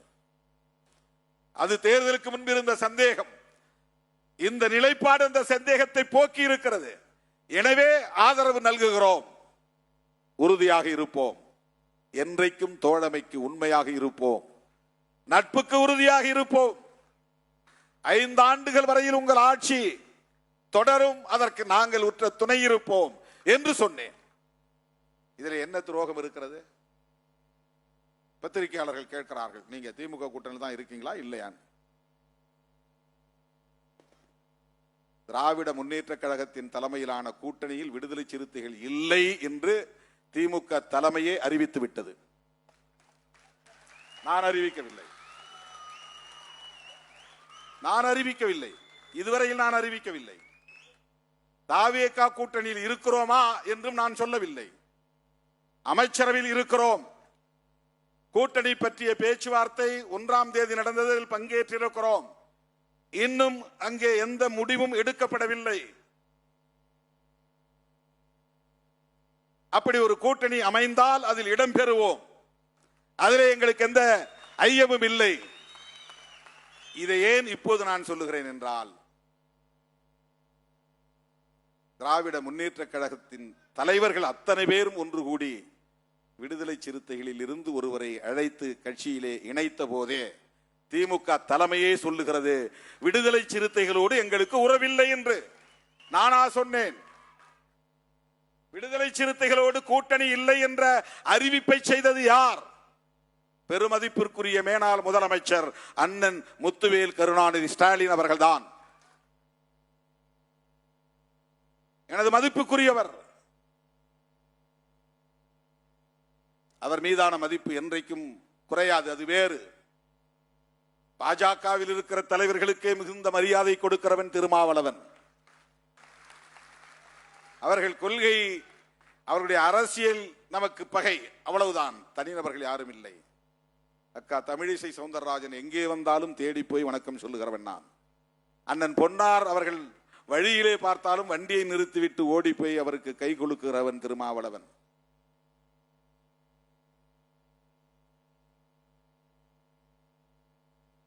மேல்மருவத்தூர் ஆதிபராசக்தி இடத்திற்கு போயிருந்த போது ஒரு ஓரமாக நின்று கொண்டிருந்த அண்ணாமலை அவர்களை அவர் ஓரமாக நிற்கிறார் என்று யாரோ சொன்னதும் வண்டியை நிறுத்தி வண்டியிலிருந்து இறங்கி அவரிடம் போய் உள்ளே இருந்தவரை வெளியே இழுத்து கை குலுக்கி வாழ்த்து சொல்லிவிட்டு, சிறப்பாக நீங்கள் அரசியல் செய்கிறீர்கள், உங்களுக்கு வாழ்த்துக்கள் என்று சொன்னவன் திருமாவளவன். அதிலே நமக்கு எந்த மாற்று கருத்தும் இல்லை.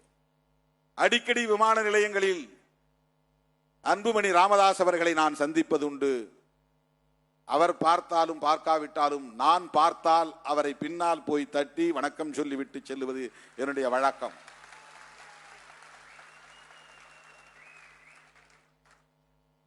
இது எனக்கு குருதியிலே கலந்த பண்பு, என் ரத்தத்தில் ஊறி போயிருக்கிற பண்பு. இது இது என்னுடைய பண்பு. தாய் தந்தையரிடமிருந்து நான் பெற்றுக்கொண்ட பண்பு இது. இதை நான் ஒருபோதும் மாற்றிக்கொள்ள முடியாது. ஆனால் மாண்புமிகு அண்ணன் மேனாள் முதலமைச்சர் முத்துவேல் கருணாநிதி ஸ்டாலின் அவர்கள் திராவிட முன்னேற்ற கழகத்திற்கும் விடுதலை சிறுத்தைகளுக்கும் இடையிலான அரசியல் உறவை இல்லை என்று அறிவித்திருக்கிறாரா இல்லையா? அந்த முடிவை அவர் எடுத்தாரா, நான் எடுத்தேனா? என் தம்பிகளுக்காக இதை நான் முன்வைக்கிறேன். என் உயிரின் உயிரான விடுதலை சிறுத்தைகளுக்காக, உங்களின் சிந்தனைகளுக்காக இதை நான் முன்வைக்கிறேன். யார் மீதும் எனக்கு எந்த காழ்ப்பும் கிடையாது. யார் மீதும் எனக்கு எந்த காழ்ப்பும் கிடையாது. அரசியல் என்பது முற்றிலும் வேறு. தனிநபர் உறவுகள் என்பது, நட்பு என்பது அரசியல் பகைமையோடு போட்டு குழப்பிக் கொள்ளக்கூடாது. இந்த கூட்டணியில் இருந்தால் அந்த கூட்டணியில் பேசக்கூடாது, அந்த கூட்டணியில் இருந்தால் இந்த கூட்டணியில் இருக்கிறவங்களோட பேசக்கூடாது. இது தமிழ்நாட்டில் மட்டும்தான் இருக்கிறது, வேறு எந்த மாநிலத்திலும் இல்லை. டெல்லியில கிடையாது. காங்கிரஸ்காரர்களும் பிஜேபி காரர்களும் நேருக்கு நேர் எதிரும் புதிருமாக கடுமையான வாதங்களை செய்து கொள்வார்கள். வெளியே லாபியில் வந்ததும் ஒருத்தர் கை குலுக்கி கொண்டு, தோளில் கையை போட்டுக்கொண்டு அதை பற்றி விவாதிப்பார்கள். சென்ட்ரல் ஹால் மைய மண்டபத்திலே உட்கார்ந்து தோழமையோடு விவாதிப்பார்கள். யாரும் பயப்படுறதில்லை. வாஜ்பாய் பார்த்துட்டா என்ன பண்றதுன்னு யாரும் பயப்படுறதில்லை. மோடி பார்த்தா என்ன செய்வாரு அப்படின்னு யாரும் பயப்படுறதில்லை. தேடி வந்து பேசுவாங்க. தமிழ்நாட்டில் மட்டும்தான் இந்த அரசியல். அதை உடைத்தவன் திருமாவளவன். திமுக கூட்டணியில் இருந்த போதே முதலாக அப்போல்லா மருத்துவமனையில் அனுமதிக்கப்பட்டிருந்த மேனாள் முதலமைச்சர், அன்றைய முதலமைச்சர் செல்வி ஜெயலலிதா அவர்களை போய் முதலில் பார்க்க போனவன் திருமாவளவன். அதை நான் உடைச்சேன். கூட்டணி இங்கதான் இருப்போம், அதனால என்ன இருக்கு, அதையே போய் பார்க்க கூடாது. பார்த்துட்டு வந்தாலும் திமுக கூட்டணி தான் இருப்போம். அண்ணன் எடப்பாடியாரை பார்த்தாலும் திமுக கூட்டணி தான் இருப்போம்.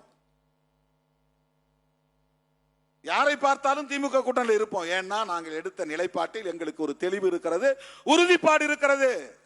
அதுல எந்த ஊசலாட்டமும் கிடையாது, எந்த உள் நோக்கமும் கிடையாது, எந்த லாப நட்ட கணக்கும் கிடையாது.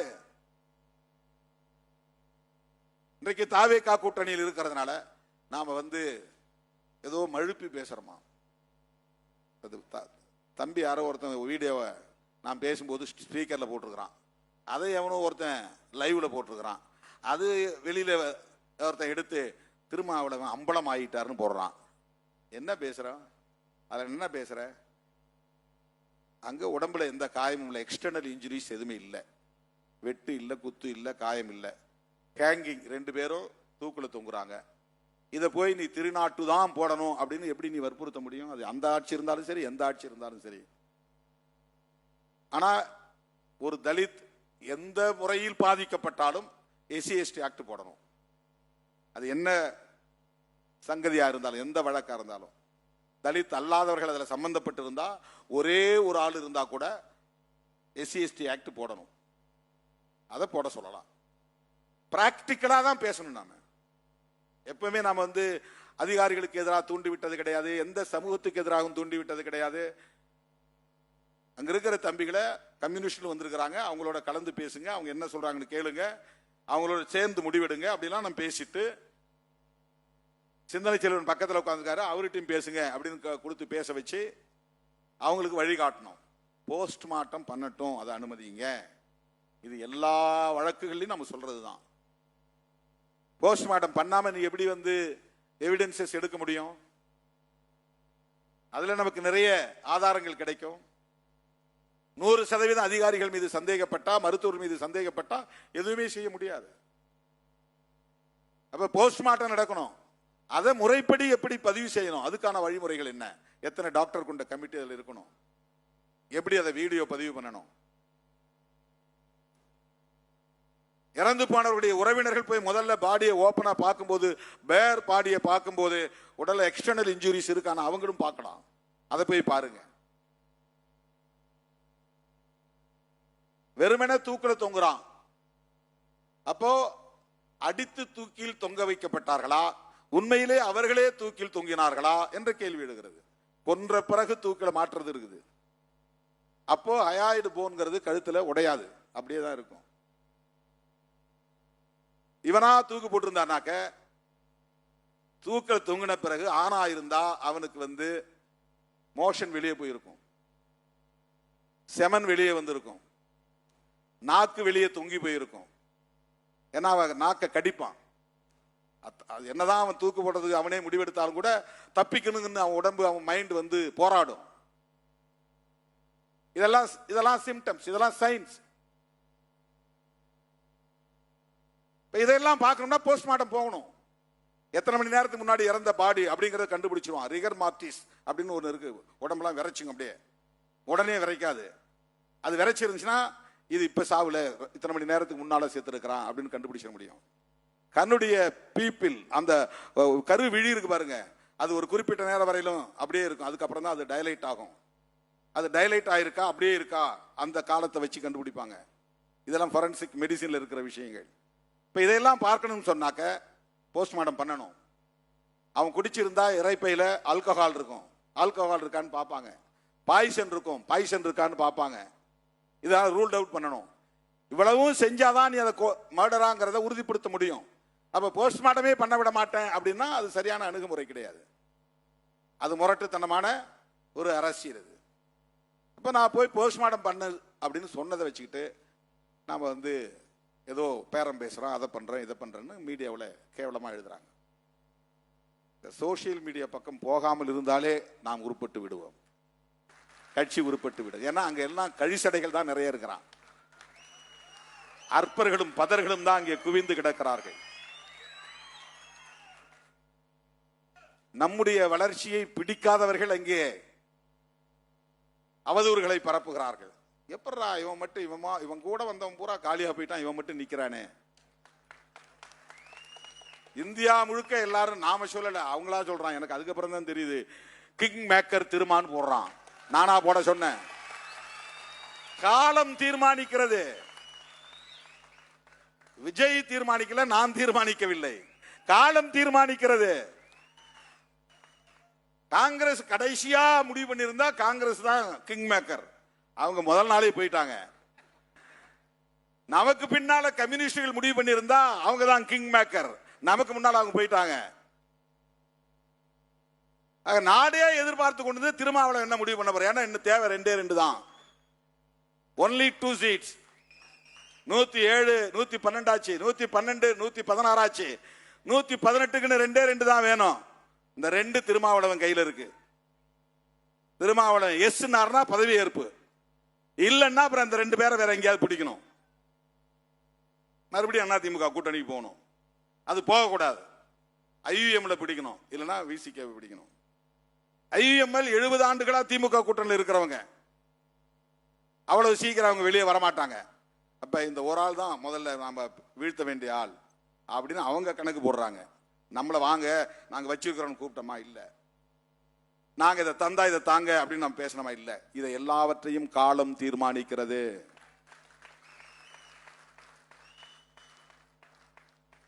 எம்மை ஓரங்கட்ட பார்த்தாலும் ஒதுக்கி வைக்க பார்த்தாலும் விடுதலை சிறுத்தைகளே மையம் என்பதை தீர்மானிப்போம் என்று நாம் பல ஆண்டுகளுக்கு முன்பே மேடைகளில் முழங்கி இருக்கிறோம். நீ தலித் இயக்கம் என்று எங்களை பார்க்கலாம், திருமாவளவன் ஒரு தலித் என்று நீங்கள் ஒதுக்கலாம், 2 சீட்டு தானே என்று அலட்சியப்படுத்தலாம். ஆனால் காலம் எங்கள் பக்கம். அதனால்தான் இதை திருமா காலம் என்று நாங்கள் சொல்லுகிறோம். இது ஆணவத்தோடு சொல்லவில்லை, அகந்தையோடு சொல்லவில்லை. 25-30 ஆண்டுகளாக தாக்கு பிடித்து நிற்பதே ஒரு ஆளுமையின் அடையாளம், ஒரு லீடர்ஷிப்புக்கான அடையாளம். அது நான் ஆசைப்பட்டிருந்தால், அங்கும் இங்கும் ஊசலாடி இருந்தால் எப்போதே நான் வெளுத்து போயிருப்பேன், அம்பலப்பட்டு போயிருப்பேன், ஓரங்கட்டப்பட்டிருப்பேன். ஆனால் வஞ்சகம் நிறைந்த, சூது சூழ்ச்சி நிறைந்த இந்த அரசியல் களத்தில்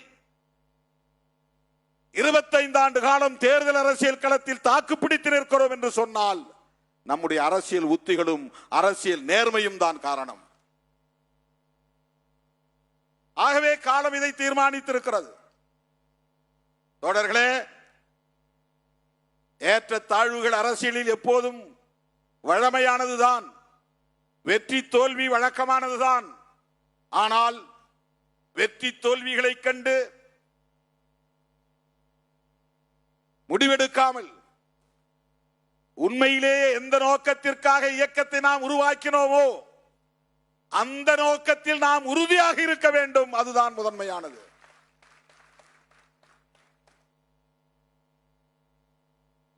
அதில் நமக்கு எந்த தடுமாற்றமும் கூடாது. இதுதான் என்னுடைய செய்தி. வருகிற ஆகஸ்ட் 17 உளுந்தூர் பேட்டையில் மது மற்றும் போதைப் பொருள் ஒழிப்பு மாநாடு நடத்திய அதே இடத்தில் தமிழ் தேசிய எழுச்சி மாநாடு நடைபெற உள்ளது. குறைந்தது 10 லட்சம் பேர் திரளுகிற மாநாடாக அந்த மாநாடு நடைபெற வேண்டும். ஜூலை 10ஆம் தேதியிலிருந்து 20ஆம் தேதி வரையில் மண்டல செயற்குழு கூட்டங்களில் உங்களை சந்திக்க இருக்கிறேன். தேர்தல் முடிவுகளை மறந்துவிட்டு எப்போதும் நாம் எந்த நோக்கத்திற்காக களத்தில் நிற்கிறோமோ அதே வீரியத்தோடு அதே துடிப்போடு மீண்டும் சந்திப்போம் சந்திப்போம் சந்திப்போம் என்று சொல்லி விருது பெற்ற சான்றோர் அனைவருக்கும் எனது நெஞ்சார்ந்த வாழ்த்துக்களையும் பாராட்டுக்களையும் தெரிவித்து நிறைவு செய்கிறேன். நன்றி, வணக்கம். பாண்டிச்சேரி 1 லட்சம், அரூர் பழனிசாமி 1 லட்சம், பிராங்க்லின் பிரகாஷ் 2 விருதுகளுக்கு 1 லட்சம்.